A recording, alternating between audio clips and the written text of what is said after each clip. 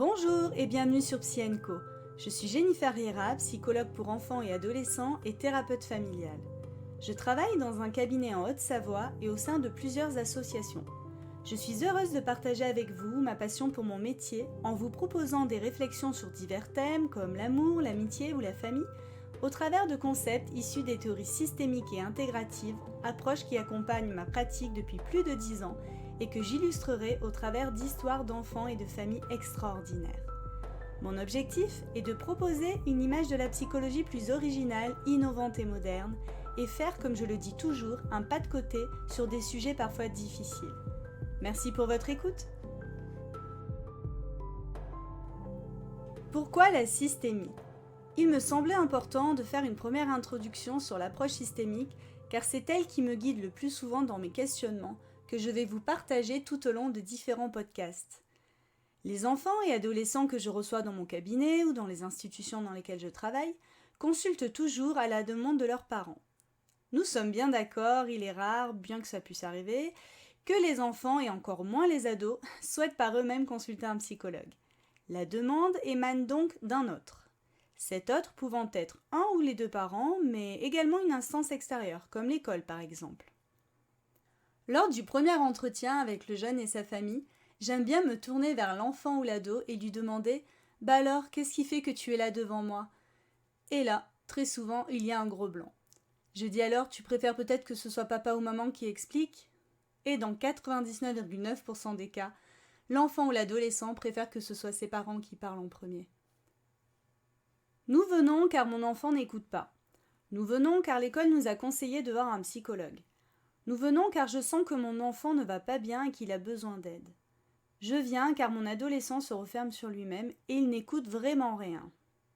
Ces phrases qui ponctuent ma première rencontre avec l'enfant, l'adolescent et sa famille ont toutes un point commun.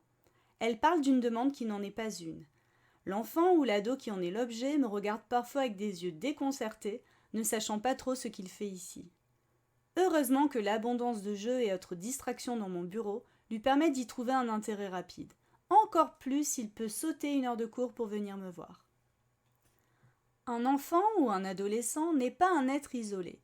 Il fait partie d'un système, son système familial qui, comme tout système, et selon les auteurs en systémie, a un ensemble d'éléments qui interagissent entre eux selon certains principes et certaines règles. De ce fait, l'enfant ou l'adolescent est en interaction au sein de sa famille avec son père, sa mère et le cas échéant ses frères et sœurs.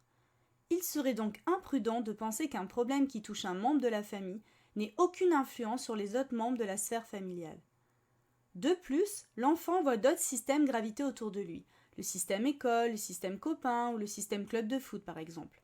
Tous ces systèmes ayant également leurs propres codes et leurs propres règles. Parfois d'ailleurs, les difficultés de l'enfant s'animent seulement dans un des systèmes auxquels il appartient, ce qui peut nous donner une indication clinique. En systémie, nous n'accompagnons pas un individu mais une situation. Ce qui nous intéresse dans certains cas, quand les approches traditionnelles ne fonctionnent pas, c'est la fonction d'un symptôme. Nous traiterons alors plus le « à quoi ça sert » que le « pourquoi ». Souvent, dans les demandes des parents, j'entends difficulté voire trouble du comportement, avec parfois des bilans à l'appui, ce qui peut réellement poser problème. J'y reviendrai dans un prochain podcast. Or, le trouble du comportement est un symptôme, ce qui reviendrait à ce que vous alliez voir votre médecin en disant « j'ai de la fièvre ». Nous le savons, la fièvre trouve son origine dans plusieurs maladies de la plus bénigne à des choses bien plus graves. Il en est de même pour le trouble du comportement. Dans ce contexte, les difficultés de l'enfant ou de l'adolescent représenteraient la partie visible de l'iceberg qui cacherait alors une autre difficulté bien plus profonde qui pourrait être d'ordre scolaire, émotionnel, affectif ou familial. La famille traverse diverses crises qui sont normales, mais parfois une histoire de vie compliquée, une séparation, un décès, une difficulté conjugale peut entraîner un dysfonctionnement familial qui impacte directement l'enfant qui va développer des troubles. Pour continuer avec la métaphore de la fièvre, le trouble du comportement ou des difficultés émotionnelles pourrait venir alerter sur une affection de l'un des systèmes auxquels appartient l'enfant, et notamment sa famille. Bien évidemment, parfois, l'enfant ou l'adolescent, emmené en consultation par ses parents, présente un trouble d'origine organique ou un handicap. Dans ce cadre, il ne s'agit pas tout à fait de la même chose.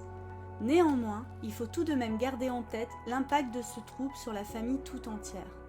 Car, inévitablement, la survenue d'un handicap, d'une maladie ou d'un trouble du neurodéveloppement va entraîner une réorganisation familiale qui peut s'avérer souffrante et engendrer des dysfonctionnements.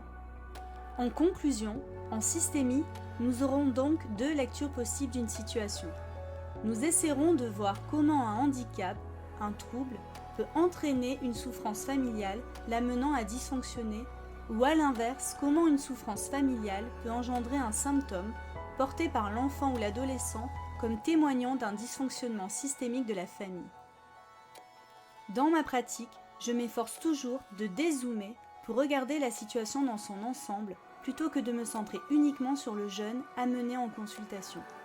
Le travail de l'indication est alors primordial, c'est-à-dire qu'il est indispensable de poser une hypothèse au carrefour du social, du médical, de l'éducatif et du familial pour comprendre la situation et apporter une réponse adaptée, centrée soit sur le système familial pour provoquer un changement chez l'enfant ou l'adolescent, soit une réponse centrée sur l'enfant ou l'adolescent afin de soulager la souffrance familiale.